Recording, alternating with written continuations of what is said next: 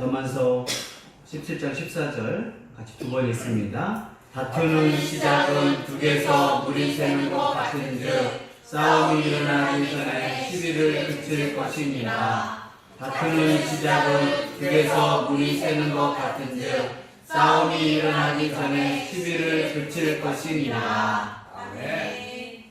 요즘은 TV 또 뉴스들을 보면 이웃 간의 다툼, 시비를 통해서 심각한 문제들이 많이 생깁니다. 부모 간에도 부부 간의 다툼, 또 형제 간의 다툼, 자매들끼리도 이제 다투고, 그러다 보니까 요즘은 다투고 사람들 인내력도 부족하고 용서한 마음이 없다 보니까 다툼이 어떻게 되냐면 살인까지 와요. 폭력은 기본이고 다투어서 서로 이제 죽이는 칼부림 나고, 특히 대한민국은 지금 층간소음이 거의 1위거든요. 층간소음. 개 짖는 소리 때문에 막 스트레스 받다가 불을 지르고 방화가 생기고 또 죽게 생기고, 또 주차할 데는 없고 차는 다 있다 보니까 주차 시비가 생기고, 그러다 보니까 서로 주차 시비를 통해 가지고 어떻게 보면 작은 일이지만 쌓이다 보니까 폭력 사건, 방화 사건, 살인까지 가는 그러한 시대가 지금 대한민국, 특히 서울의 현 모습입니다. 작은 싸움이 결국 이렇게 어마어마한 사건이 돼서 사람을 죽이는 그런 아픈 현실이 우리의 모습입니다. 과연 이러한 상황에서 제자라면, 하나님의 백성이라면 이럴 때 이런 문제들을 어떻게 해결할 것인가, 오늘 잠언에서 그 답을 우리에게 가르쳐주고 있습니다. 잠언에서는 이러한 싸움, 다툼을 둑에 대한 비유로 가르쳐주고 있습니다. 다투는 시작은 둑에서 물이 새는 것과 같다. 이제 물을 모아두는 곳에 물이 많이 모여있을 때 그것을 둑이라고 하는데, 그 둑에 작은 흠이 생깁니다. 그러면 시간이 오래돼서 그곳에서 물이 한 방울 한 방울 새기 시작합니다. 물이 한 방울 두 방울 샜을 때 빨리 물을 좀 빼고 보수공사를 해서 고치면 되는데, 주인이 관리자가 게으르거나 별일 아니야, 그리고 시간이 지나면 어떻게 되느냐, 댐이 무너지게 됩니다. 그러면 돈도 많이 들어가고 또 그걸 통해서 대참사가 일어나서 많은 사람이 죽기도 합니다. 외국에서도 대한민국이 만든 댐 그런 건설로 인하여 한두 방울 새는데 다 괜찮겠지. 그러나 그 댐이 무너져서 몇백 명이 죽고 몇천 명이 수해를 입으면서 아픔이 생기게 됩니다. 오늘 잠언에서 바로 다툼의 시작을 둑에 대해서 또 물이 새는 것처럼 비유를 통해서 작은 다툼을 방치했다가는, 작은 시비를 방치했다가는 정말 대참사를 겪는다라고 가르쳐주고 있습니다. 그래서 방법은 뭐냐? 싸움이 일어나기 전에, 큰 싸움이 일어나기 전에 누가 옳고 그러다고 하는 시비를 그쳐라 라고 가르쳐주고 있어요. 싸움의 시작은 아주 사소한 일입니다. 큰 싸움의 시작을 잘 보면 아주 작은 일이에요. 그러면 양보만 조금 해도 큰 싸움이 안 생기고, 이해만 하고 또 마음에 사랑만 있으면 큰 싸움이 일어나지 않는데, 사람들이 양보하지 않습니다. 그러다 보니까 서로 양보하지 않고 이 작은 일에 다툼이 일어나고 분쟁이 일어나고 계속 욕심을 부리다 보니까 이 대한민국에는 사건이 커지거든요. 그래서 요즘은 사건만 터지면 칼로 찌르고 자꾸 폭력 사건이 심각하게 생기는 거예요. 근데 나중에 이제 경찰이 불러 모으면 작은 문제였어요. 작은 문제. 그런데 그 작은 문제를 서로 방치해 두는 거예요. 스트레스가 쌓이고 불만이 쌓이고 그다음 어떻게 돼요? 터져버리는 거예요. 그날 밤에 이제 술을 먹거나 감정이 격해져서 자기를 무시했다 하면서 이제 엄청나게 심각해져. 그래서 잠언에서 지혜로운 사람은 어떻게 할 것이냐? 큰 싸움이 일어나기 전에 시비를 그쳐라. 서로 찌르고 죽고 그런 큰 싸움이 일어나기 전에 이러한 다툼과 분쟁은 서로 그치는 게 좋다. 또 요즘은 뭘로 가요? 법정으로 간단 말이에요. 그 법원 가면 어떻게 되느냐? 서로 나와라. 그 다음에 또 변호사를 써야 하고 또 그러다가 지면은 돈을 엄청난 시간, 투자, 노력이 바로 싸움이 그치지 않고 끝까지 갔을 때는 이러한 심각한 문제가 생긴다고 가르쳐주고 있습니다. 대형 산불이 일어날 때 보면 알고 보니까 누가 담뱃불 하나 던진 거예요. 그 담뱃불이 저렇게 심각한 산불을 만들어요. 세계 1차 세계대전이 한 1000만 명이 죽었어요. 1000만 명. 4년 동안 일어났는데 1차 세계대전도 1000만 명이 죽었단 말이에요. 4년 동안 유럽이 완전히 불길해서 1000만 명, 그 당시에 1000만 명. 근데 그 이유가 뭐냐? 세르비아의 한 암살자가 오스트리아 황태자, 왕의 아들을 총으로 죽였거든.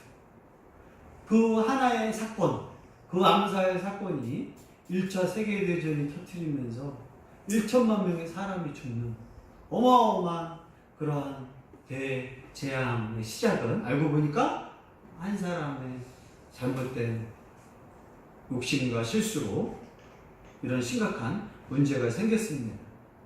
우리도 살아가면서 마찬가지예요. 학교, 직장, 교회에도 마찬가지. 알고 보면 정말 사소한 문제예요. 남들이 보면 웃을 정도예요. 웃을 정도. 그러나 그 마음에 욕심이 생기고 양보하지 않으면 문제가 이렇게 커진다는 것을 성경에서 가르쳐주고 있습니다.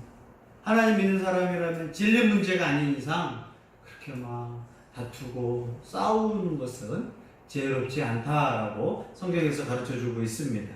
그래서 신약 성경에서 뭐를 가르쳐주냐면 하나님의 사람들은 이런 일을 피해라. 원수 맺는 거, 분쟁, 시기, 분냄, 당짓는 거.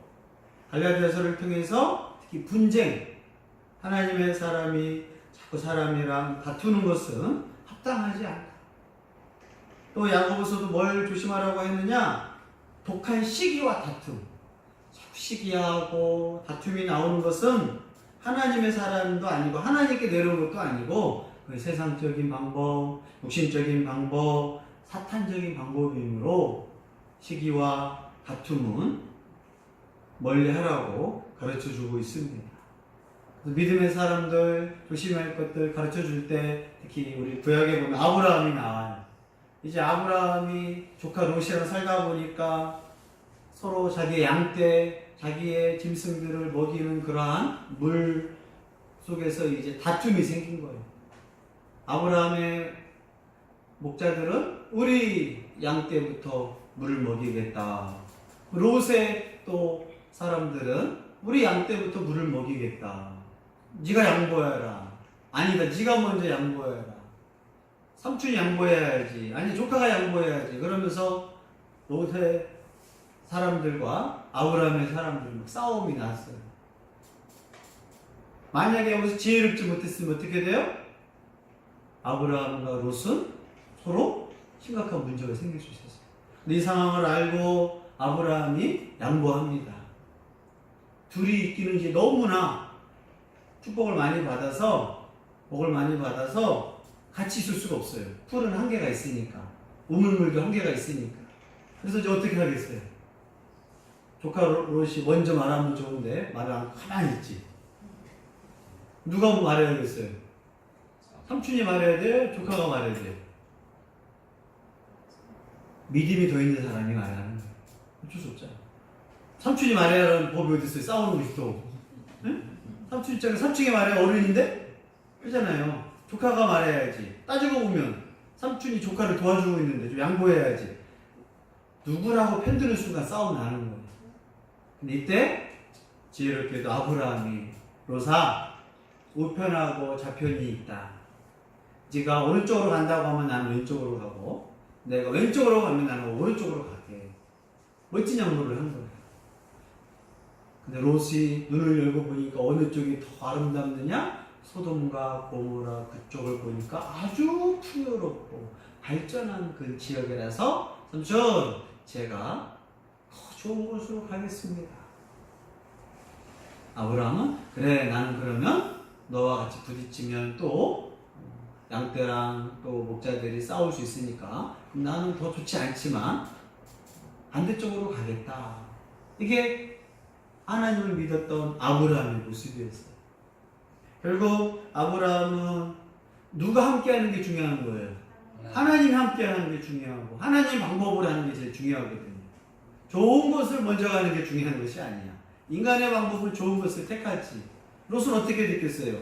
아주 좋은 곳으로 가. 결국 너무나 잘 되는 곳, 발전하는 곳 갔다 보니까 그리고 소돔과 고모라가 하나님의 심판을 당합니다.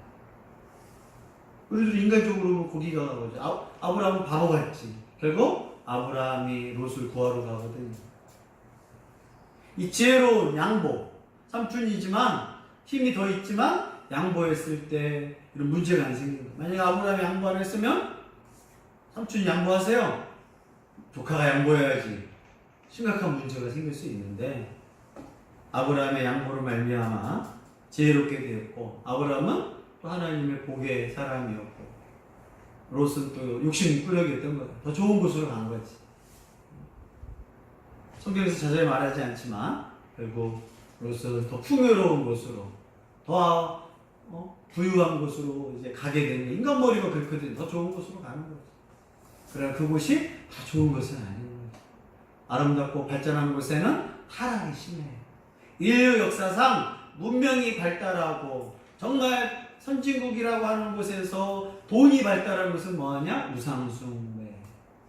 네덜란드도 어떻게 보면 기독교 대국이었어요. 정말 기독교를 잘 믿는 나라 중에 하나가 네덜란드인데 동성애를 제일 먼저 허락한 나라가 네덜란드예요. 왜요?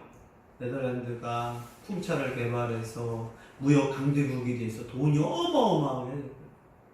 영국이란 나라가 대영진국이 돼서 산업혁명으로 부강했을 때 타락이 심한 곳이에요. 인류 역사는 부자가 되고 돈이 많아지고 능력이 생길 때 뭘 생기느냐? 하나님도 안 믿어요. 타락하기 시작해요. 소돔과 고모라 사건도 마찬가지입니다. 결국 아브라함은 지혜롭게 하나님의 복의 사람이 되었고 롯은 양보한 게 아니잖아. 결국 자기 욕심껏 간 거거든요. 결국 어려움에 빠지고 그나마 롯이 하나님을 믿고 있는 마음이 있어서 소돔성에서 그나마 그 안에 의인에 포함되어져 하나님을 찾는 그래도 그 당시에 하나님을 찾기만 해도 의인이었어요.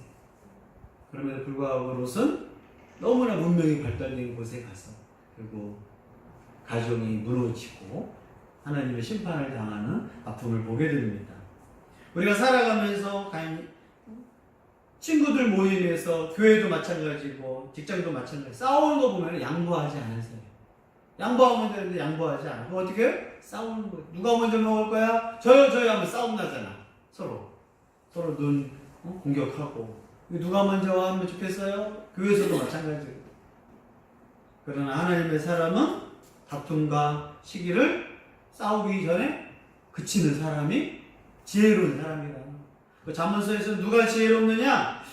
말싸움이 시작됐어. 그죠? 그럼 어떻게 해야 돼? 내가 참자. 내가 양보하자. 바보고 어리석어서가 아니라 그 사람이 지혜로운 사람. 그게 또 하나님이 원하는 방법이에요. 오늘 우리에게도 하나님이 살아가면서 뭐가 하나님의 지혜냐? 이렇게 됐다가는 다툼이 일어나고 분쟁이 일어나기 전에 멈춰야겠다.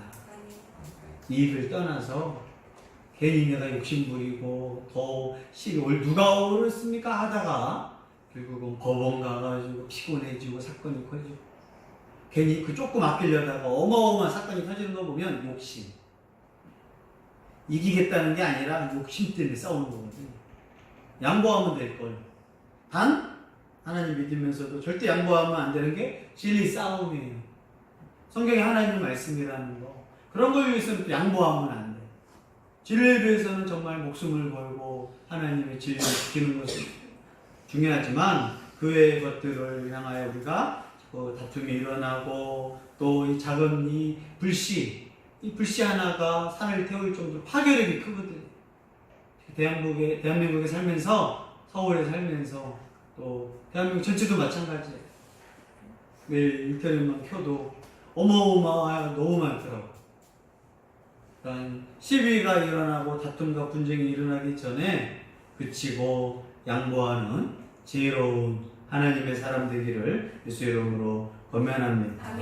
이 밤에 하나님, 나도 욕심이 있고 나도 양보하기 싫은데 하나님의 은혜의 마음을 주셔서 내 마음에 양보의 마음을 주고 더 다툼이 일어나서 서로 죽고 죽이는 일이 생기지 않도록 원수 맺게 하지 않도록 하나님 우리 마음에 양보하는 마음을 주시고 평화의 마음을 주셔서 하나님 앞에서 지혜로운 사람 되기를 원합니다.